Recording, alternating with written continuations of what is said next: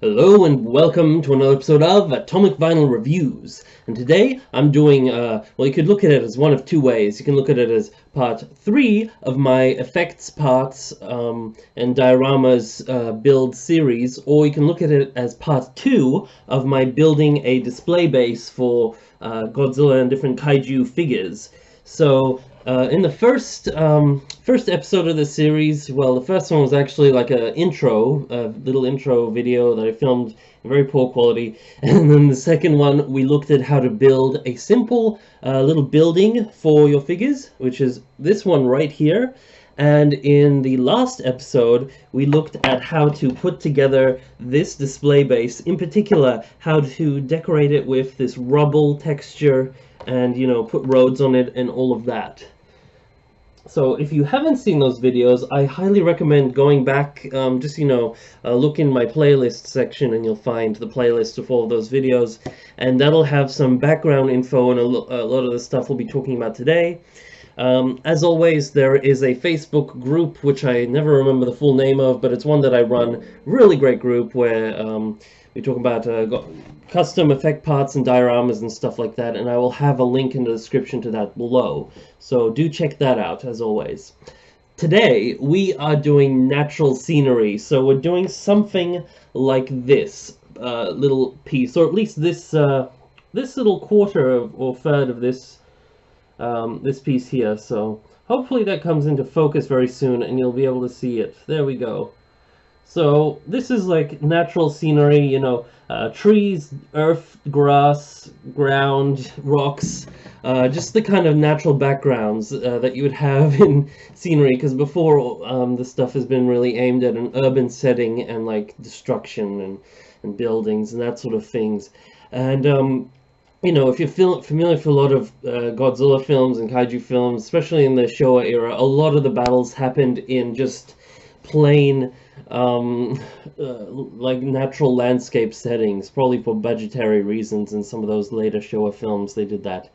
But today we're going to explore how you can start to incorporate natural elements into your build designs, because although we always want to see cities around, adding full settings of natural scenery or even just like slight areas like we're doing today really adds a lot to your builds.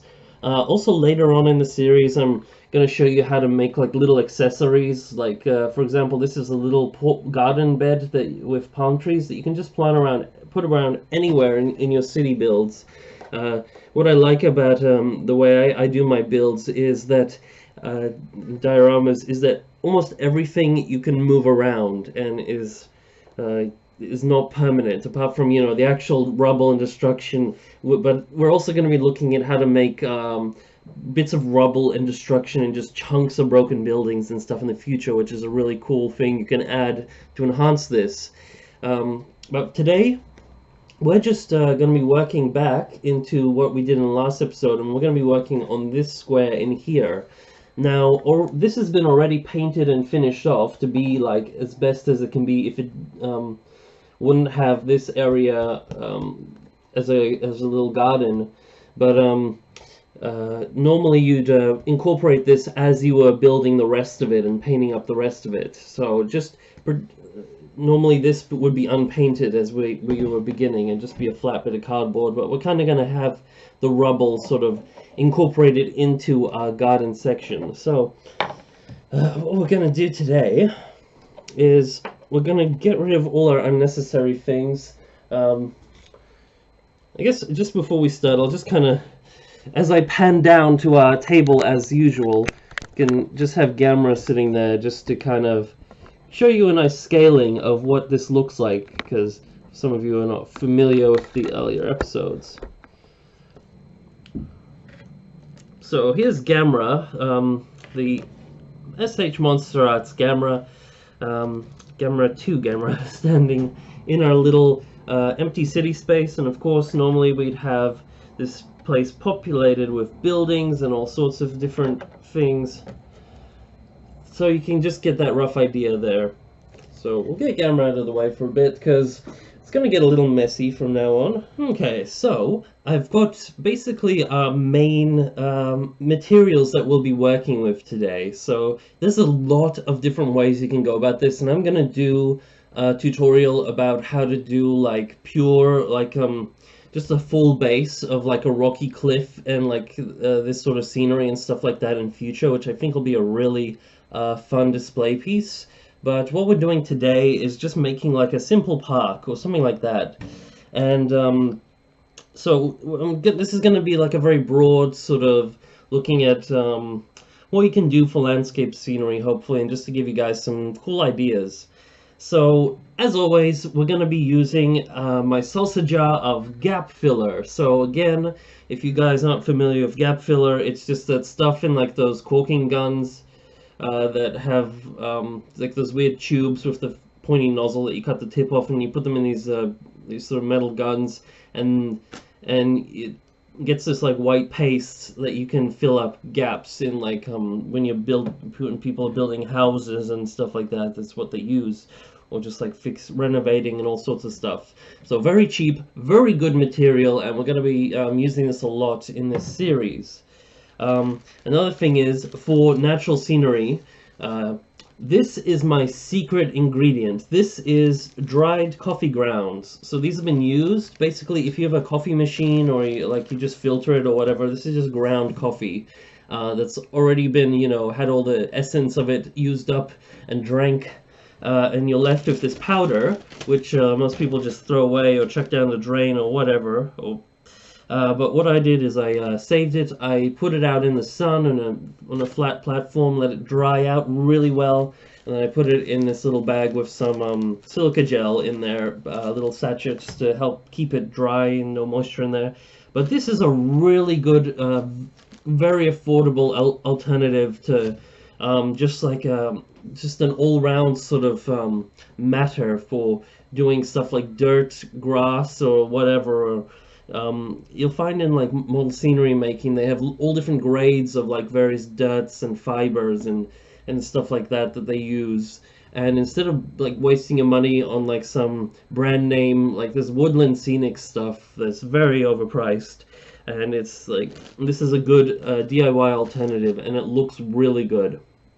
And it smells nice because it smells like coffee. We'll also be using my DIY clump foliage. Now, later in the episode, I'm gonna talk to you guys about how you make that, but it's very easy, very affordable, and it looks great. So I'll just show you a clump of that. For those of you who don't know what clump foliage is, it's basically like miniature. Hopefully that. There we go. So it's like miniature leaves. So from a distance, this looks very convincing as like, clumps of like tree leaves or bushes or all sorts of stuff. And you can use this for a lot of different applications and miniature making. And so this is my DIY stuff, but we do get, what else? What I am also using are some trees that have already been manufactured.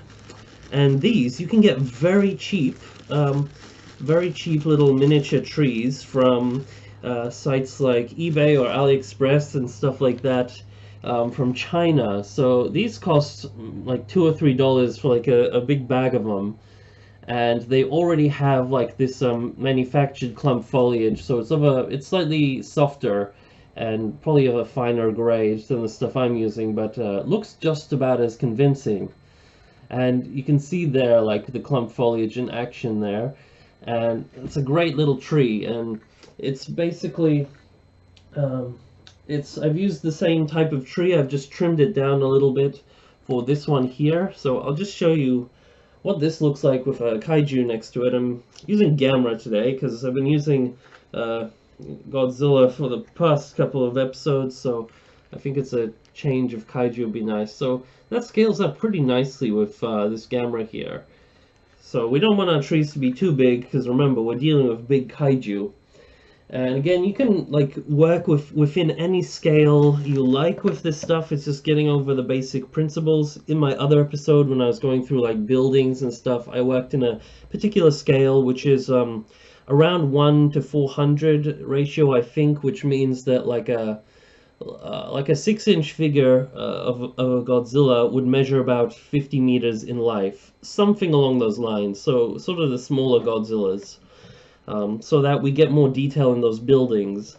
But today, since we're working with natural scenery, you can just scale it up however big or small you like, because, you know, trees can vary immensely with their size. So we'll be using these. You can also use, in this packet, if you can see, there's a lot of that green stuff lying around there. That's some like very fine bits of clump foliage. I've utilized that just by kind of letting it fall under this tree, and it's just kind of lying there, and it looks like little bushes and stuff, so that stuff looks really cool as well. And we might use some of my palm trees. Again, I just got these off eBay for next to nothing. Just a little pack of very small palm trees. I'm not sure to what scale these were listed as, but basically the smaller the better. And these ones, I like them, they look cool. I find that if you paint, like, the raw plastic color is okay, but like if you go, like, put extra detail in by painting in some darker spots and some highlights, that really goes that extra step to making these palm trees look even better than they already are. Like, there, you see this one on the right there is the unpainted one, and the three in that base are a little darker. They have a little more color variety in them. They're the painted ones. So just adding that extra detail to some of these pre-manufactured bits really goes a long way in helping your designs look a lot more natural. So aside from all those little extra bits that you can pick up, so we'll be using, you know, like just some regular tools. I got this palette knife here. I'm going to try out this technique that I just kind of thought of for making rocks, and I'm going to try out using a bit of paper and the gap filler. And, you know, a mixing cup where we can mix all our stuff and paint. So just the basics, really. Oh, and PVA glue, very important. PVA glue is great for these sort of applications.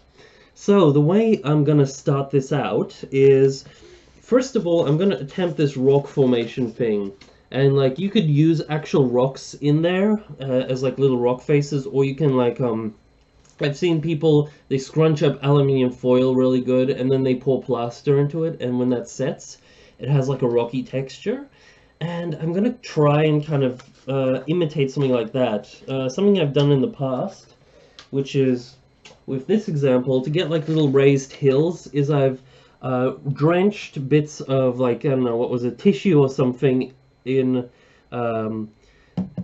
this glue, PVA glue, and then I've just kind of packed it on, and then I've put like the finishing coat of like the dirt and the gap filler over it, and that's created like a nice little texture here. It's a very small display, so it's not very impressive looking, but it helps to add like natural hills. So I'm going to try and do something in between. I'm going to see if I can use a scrap of paper, if I scrunch it up really good and put some of that gap filler under it, if it's going to look rocky at all, because like the angular scrunches in themselves would have like rocky textures, or very similar to like synthetic rocks. And the reason I'm doing this is I don't want to have, I want to have as little actual rocks in here as possible, because they're very abrasive to the underside of your figures. So that's pretty much the only reason I'm not using actual rocks. But, you know, if you have them somewhere in the background or whatever, or you just don't care, go for it. Use real rocks. But if you start to see that there, that's already looking like a nice texture that could be interpreted as like a rocky surface if it was painted right. So, again, this is just kind of experimental. The real sort of real message with this episode I want to give you is just experiment, have fun, and see what you can come up with. Is like if I had like a main main message I wanted to give you guys, but also to use what you've got and be really creative with it, and to focus on all the little details, just to make every area sort of as engaging, as detailed, and as fun as possible for your eye to explore. So that's kind of why I want a little raised section, because I think it would be cool as opposed to having just the pure flat areas that most of this thing has. So I'm just scooping out a big bit of that gap filler and rubbing that all over the back of this paper. So again, I've never done this before, so we'll see. We'll see if it's works out any good. But I think it'll at least be interesting. So we'll also be, you know, going back into this over the top of it, just to help everything sort of be smoothed together. And I don't want this to be too tall, because there's just sort of just a slight incline, because this is more of a park than it is like an actual sort of wilderness area. So I am going to be kind of this is going to kind of look like it's going to be detrimental to what was previously built the other day, because all the paint and stuff is going to be covered over by all this new stuff here. So unfortunately, just because of the nature of how I'm doing this series, we're gonna get a big mess of white blobs over all that lovely painted detail that I did in the last episode. Not all of it, but just within the confines of this little square that we put together. So there we have like a little raised hill. That could be like a rocky outcrop, just as a little test. I could try building a small one in this corner here, actually. So get a page, something like this. This is what I've got so far. It doesn't look very interesting at the moment, especially on my camera where it's pretty overexposed, so you can't really see the detail in that. But it's kind of, oh, there you kind of go. It's like the scrunched little bits that could be like a rock that's raised to the surface, and we're gonna build around all this. So just that kind of stuff. Like, you see that detail in the middle there? That's going to look really nice when we dry brush that in all sorts of colors and do all sorts of detailing later. And for now, what we're going to do is we're going to, since I really liked how we got this dirt texture last time, like in these areas, like in these areas around here, we got this really nice dirt texture. And like around here, we did that by doing a mix of gap filler, PVA glue, coffee, and just to make it even easier to paint later, we're gonna add paint in now just to color it. So there's still a lot of it left inside the cup from last time. We've been using this cup as a water cup since then. But what we're gonna do is we're gonna get a nice big amount of gap filler. So a nice amount of that, maybe even a little more. Okay, nice big amount of gap filler, a nice big amount of glue. I'm using about half at the moment, but you know, you just mix up the ratios however you want. It really doesn't matter. I guess you just experiment with it, and whatever comes out will come out, and it'll probably look good. So then I'm gonna get some paint, which I've got lying over the side here. For now, it doesn't have to be the final color, but I may as well just make it a brown, just to kind of help you guys visualize it while we're pasting it on. Just a bit of red with the black. And we don't need to add white at this point, because both the glue and the gap filler especially are white. The glue will go clear pretty much, but it does have sort of a milkiness to it. Bit of red, a little bit of orange, and then we'll add a bit of bluey purple.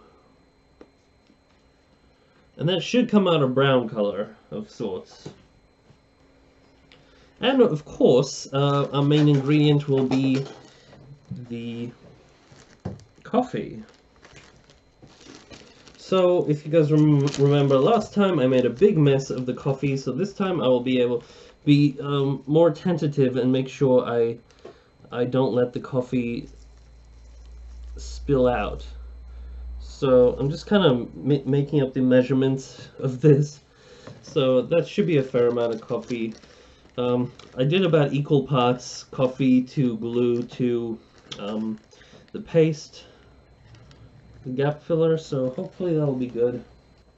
So I've just finished mixing up this batch, and it's very convincing. It looks just like mud, basically, just like a very granular mud.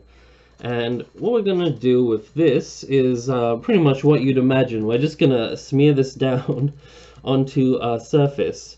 So this has, you know, the gap filler and the glue in it, which are gonna keep it down very well, so you don't have to worry about this stuff falling off. The coffee in it's gonna stay pretty much stuck in there.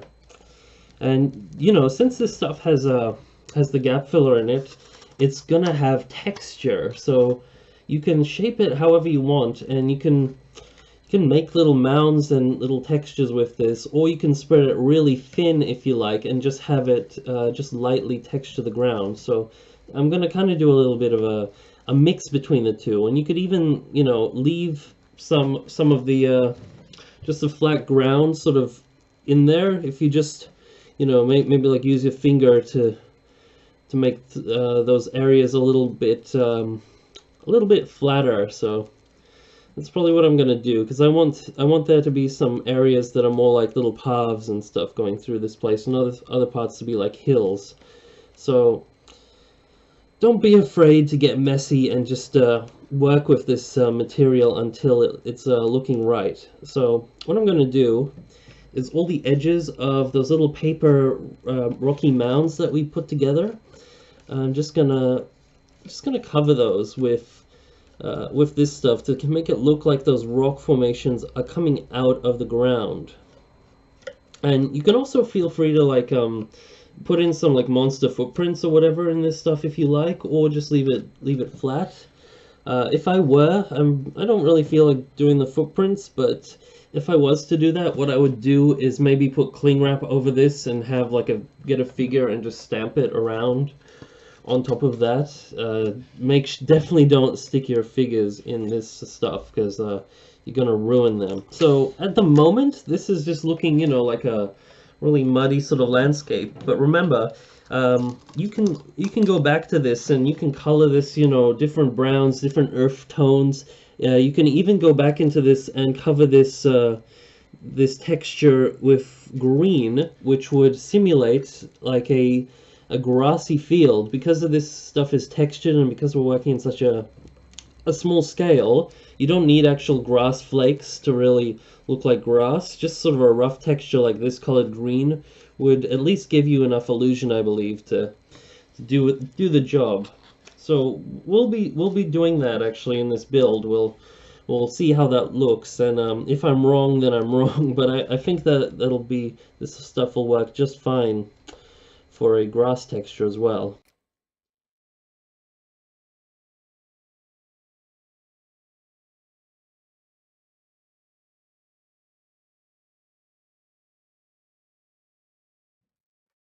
Okay, so like before, we're just make sure not to dip my brush in my coffee. But so I just mixed up, you know, a couple of some brown just to base coat it, as well as some gray. So we're gonna get a start on that. So it'll be interesting to see how this starts to look. So actually not minding if I just kind of dry brush this color on, since that darker gray brown color is going to be showing through in most of these areas. So that's pretty much the reason we kept it that color, was so that when we do this step, that we don't have to worry about covering it so much, and it'll look a little bit more natural. Again, this is all pretty much free for all. Like you can do whatever texture and whatever color you like. This is just one example, and I'm kind of, you know, I'm always experimenting. Every time I make one of these things, I always do it a slightly different way, just to see what works, just to see what I can accomplish each time. So I'm doing some of that live on screen. So pardon me, I've I haven't made like a whole filled-in space like this with that um, coffee gap filler mixture, but I really like the result. So this is kind of what it's looking like now. It's still a little messy. I'm gonna go back into it, get look a little nicer. Actually looks pretty nice in person now that I can see it in a proper light. So now that the dirt's been primed, we can get to that gray and see what effect we get on these rocks once we actually start adding that color. So again, it's up to you what color you go for with the rocks. I'm just gonna try sort of medium gray, not too dark, but also not too light, so that we can kind of go back into it. Some lighter colors. The gap filler under it actually worked pretty nicely. It's left it feeling pretty solid, yet again, it's not going to be abrasive at all to any of your figures, which is a really great bonus. So just remembering, this side was the it was covered with the gap filler, and this side is just the paper. To be honest, I think they both work really nicely. I do actually think I kind of prefer just the paper from the look of it. It retains a bit more of that rocky texture, so I'll probably be doing that in the future. Just really making sure none of those white spots are left, because again, even if you can't really see them just by looking at it all that well, when you take a photo, especially with a flash, they just pop straight out and it looks really bad. So there's a couple more in the folds in these rocks here, so I'm just paying close attention just to really get those. Again, my camera is pretty overexposed, that's why my hands are appearing really bright and can't really see some of these finer details in what I'm doing. But just we'll try and give you a close-up of this in a second after I'm done with all these little white spots, and hopefully you can get a better look.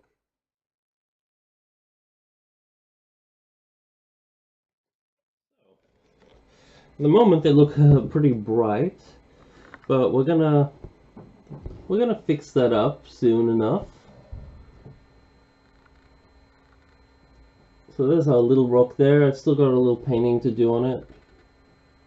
And here's our nice big rocky section.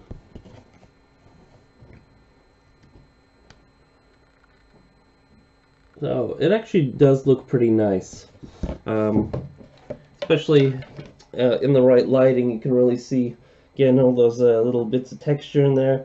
I've still got to go back because like I said, there is those little bits of white in there that's kind of hard to remove, but hopefully. Of course, we're gonna bring in some more of that brown in a second and just kind of make it look like there's a bit of earth on it, especially in some of the sections which are actually that coffee texture that's somewhat on these rocks.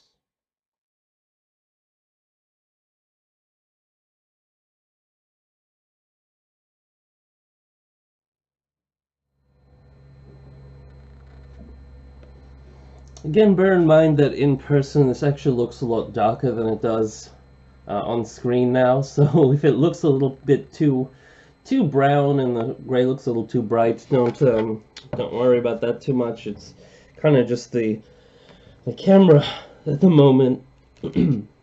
So now I'm just kind of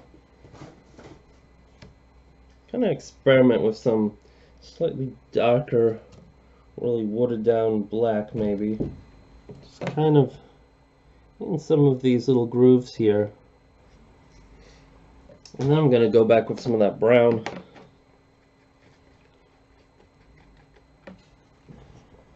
So I've just mixed up sort of a sandy beige type color, and I'm gonna just experiment by just making a little bit of a sand, sort of like a dirt pathway that runs, you know, from either one of the park entrances.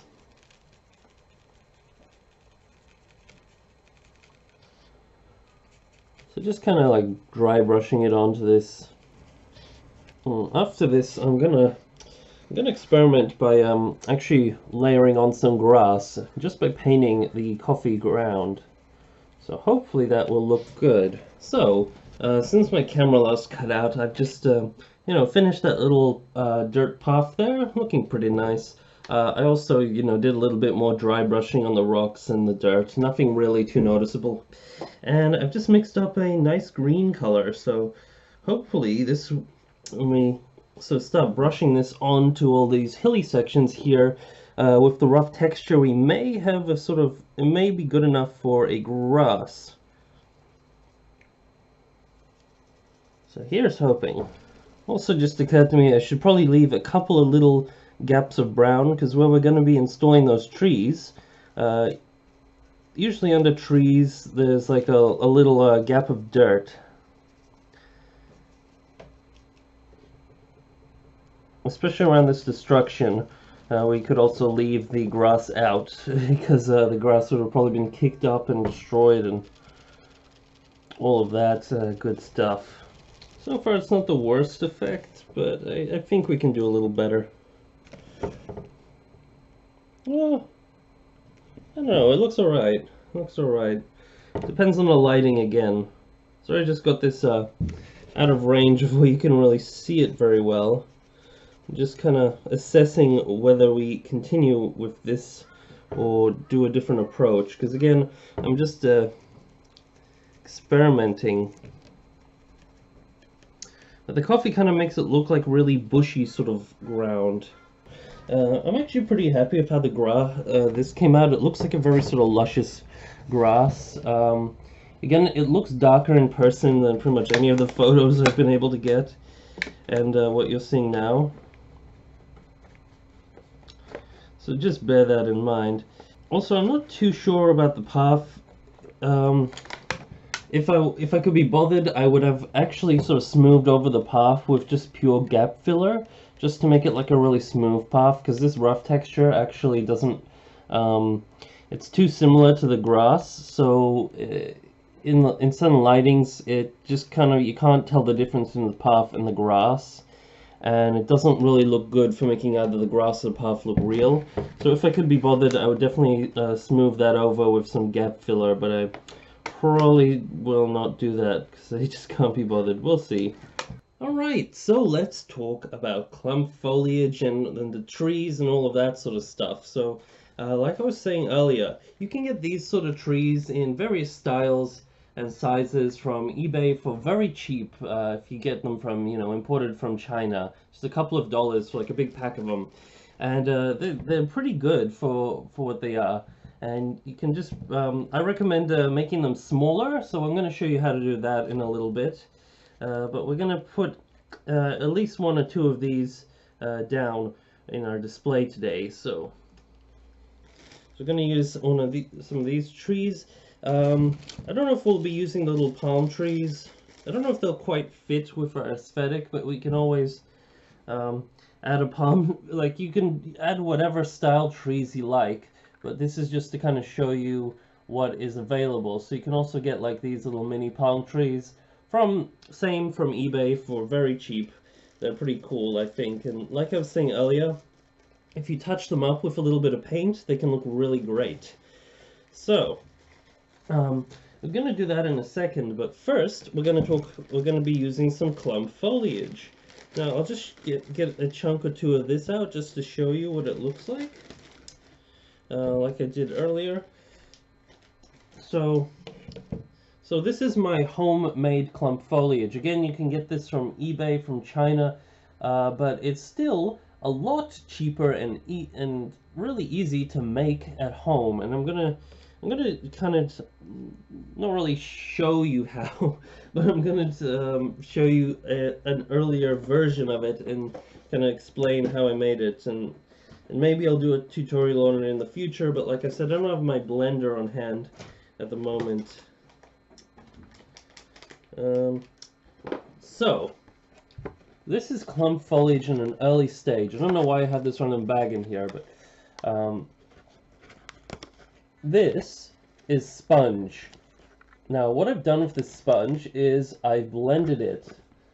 So that's pretty much the way you make clump foliage. You get some sponge, doesn't really matter what kind, just, you know, like a normal kitchen sponge type sponge will do.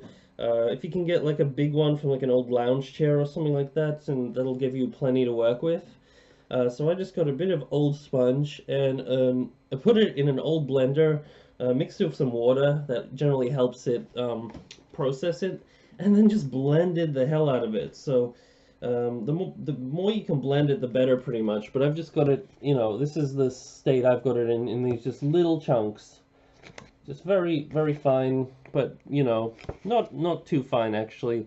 These, I would have preferred a little finer, but that's the state we got it in. And once you got it like that, what you do is you just mix it with paint and PVA glue, like a mixture of that. So whatever color you like, you can have it, you know, various shades of green.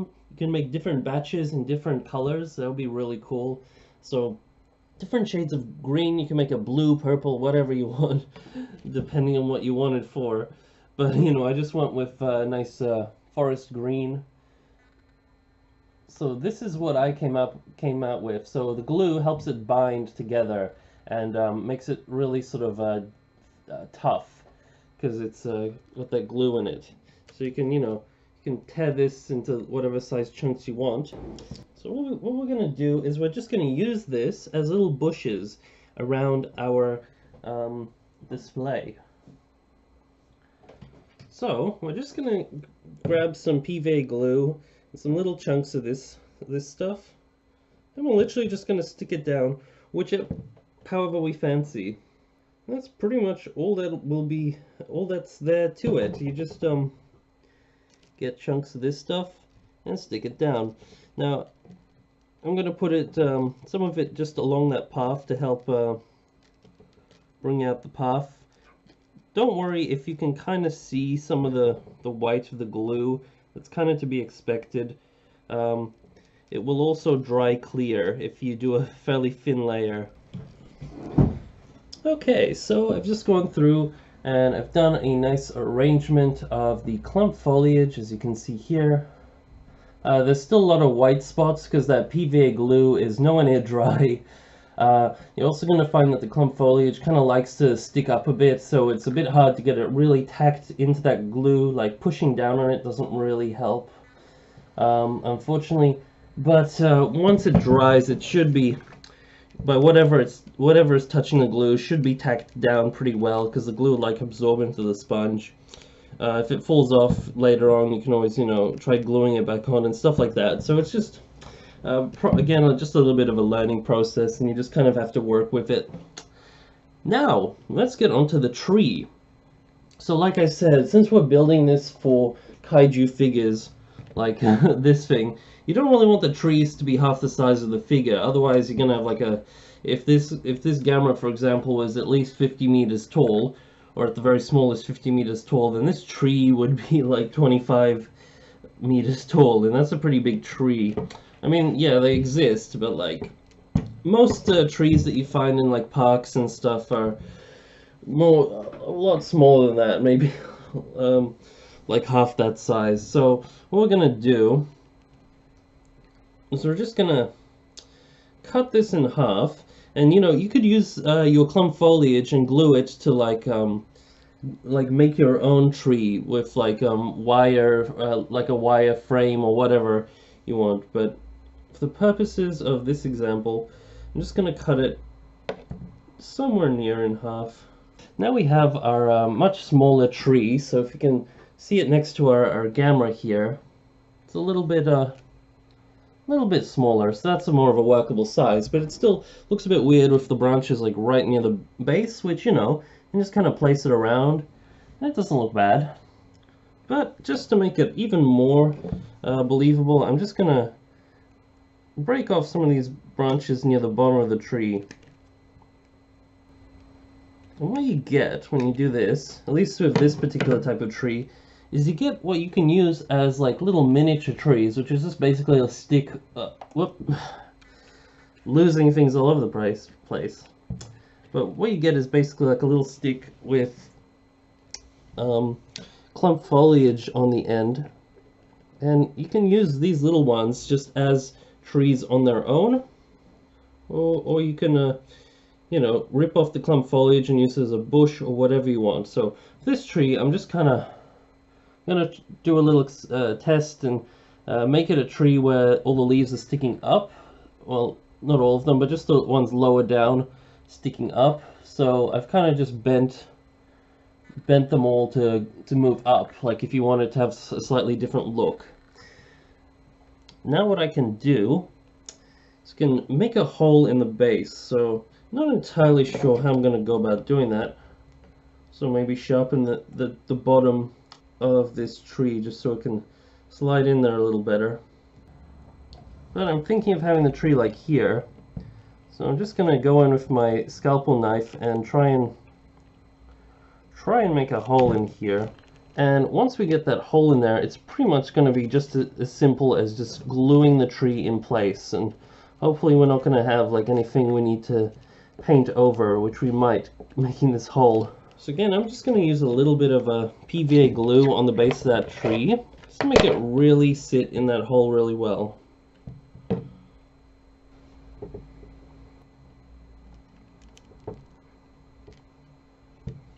And there it is. So again, I'm going to wait for that glue to dry up, and then I might come back in there with some paint. And in the meantime, I can get some of these other little trees and stick them around in some places. What you got to remember is that we're working from a very small scale, so these little trees are actually kind of believable if you think of it that way. Otherwise, if you're making this for, you know, model scenery, something bigger, they'd look really a little bit awkward, I'd say. But here it works because our scale is very kaiju sized, so these most of these trees would be very tiny, I mean very big in real life, while looking really tiny in this particular model. So that's pretty much, I think, it. As you can see, there's definitely little bits of white still visible, but I'm actually pretty happy with how this turned out. It looks again a lot better in person than it's coming out here on film. But I think, at the very least, if you try this stuff at home, you'll be able to get some pretty cool results.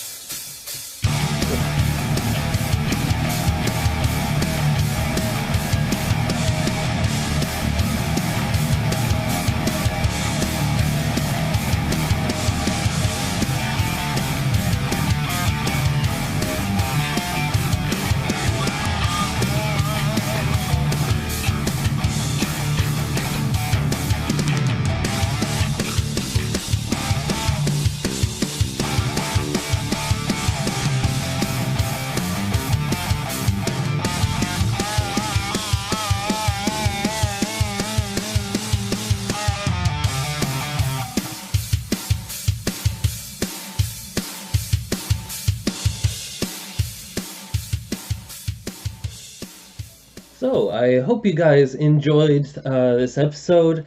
I showed you some close-ups of this and how it all looks when it's finished, and I have to say I'm actually pretty happy with this. Overall, I think it turned out really well. I think it looks a little better in person than it does on the photos, but there are still some things I could probably have improved had I put the time in, and I might do that in future, maybe even do a video on it. Probably, you know, color in the wall around the little park first, but I really liked the effect of the coffee grounds and the gap filler mixture as the grass. I think that turned out really nicely. I could have probably used a slightly different shade of green for the grass. This one looks a little bit, I don't know how you put it, a little closer to an aqua color, so it doesn't look quite as natural. It looks a little plasticky. However, that's just down to the paint I had on hand at the moment. So that's probably an easy fix down the line. But yeah, I hope you got some. I hope you got some really good sort of general ideas about where to go from here, because that's what this series is about. It's not about me making something and showing it off. It's about me showing you guys some of these techniques and ideas on how to put some of these displays together, because there really aren't that just enough of these videos out there, and no one else really doing a whole series on this sort of stuff. I mean, there are a couple, but very sparse and nowhere near as much as I believe there should be, especially in like focusing on making these things as affordable as possible, because you can buy all this stuff, or well, not really to your own specifications, but you can buy accessories. But that market really hasn't been fully explored, I believe, and that's why, like I was saying in the first introductory episode of the series, making miniature displays and miniature cities and natural scenery is a big part of why we love Godzilla and kaiju films in general. And tokusatsu filmmaking. It's a big part of that, and it's just really cool to be able to do it on at least some scale yourself at home, and it really helps to bring out the best in your figures and liven up your collection. So, in saying that, I would be really, really happy to see what you guys come up with using some of these techniques shown in this episode. So I know I keep bringing this up, but seriously, go to that Facebook group that I keep bringing up, the Godzilla slash kaiju budget slash custom effect parts and display pieces and dioramas, or whatever the hell I've called it. I never remember. But the link's always in the description below, so definitely go check that out and join up and post it there. And if you've got any inspiration from these videos, from this one or some previous ones, do mention that when you post it up there. It really would mean a lot to me. And yes, that's pretty much it for this episode. Like I said, I'm pretty happy with how it turned out. The rocks look really nice. The grass turned out nice, and I always love the effect of the clump foliage and the trees. And again, I'm probably going to do a future episode where I just make a base that's just scenery, maybe some hills and some sculpted in some cliffs into it and some stuff like that. That would be really cool, because like I said, a lot of Showa films have and other films throughout the series have had lots of main battles happen in like natural scenery type areas, and this I've got some cool ideas for like river effects and maybe putting together some bridges or something. Also, there's the destroyed building episode that's coming up soon, and I've got a couple of ideas here and there. Another thing before I cut off, I just wanted to ask you guys if you have any tips for putting together some miniature tanks, say in like the 400 or 500 or like 450, anywhere between 400 and 1 to 400, 1 to 500 scaling model tanks or armored vehicles, or just sort of military vehicles, similar to like these Tamashi Monster Arts ones. Or just normal tanks. If you have any ideas of how to get some of those or make some of those for an affordable price, I'd really appreciate that, because I've been having trouble thinking of a way to do that. I'll also be reviewing some tiny model cars in like the 1 to 500 scaling. So that's a video that's going to be coming up, as well as some other very cheap little mini plastic skyscrapers and stuff like that. So we'll be taking a look at some of those things further in the series. So as well as stuff that you can build, we will also be looking at some of the really affordable stuff that you can buy. Because that's a big part of what this series is about. It's really just getting the best out of your displays for as little money as possible is something that I very strongly support, because as Godzilla collectors, we know it is not the cheapest of hobbies, and to be able to save here and there on display bits that aren't really like the major focus. It's the figures are always the focus, but just so you don't want to be throwing money at this and that, but you can really do a lot for very little if you know what you're doing and know what to look for. So that's going to be a big part of this series. So without further ado, I'd say that is it for this episode. Thank you so much for watching, and as always, may your vinyl be a radiated vinyl. Over and out.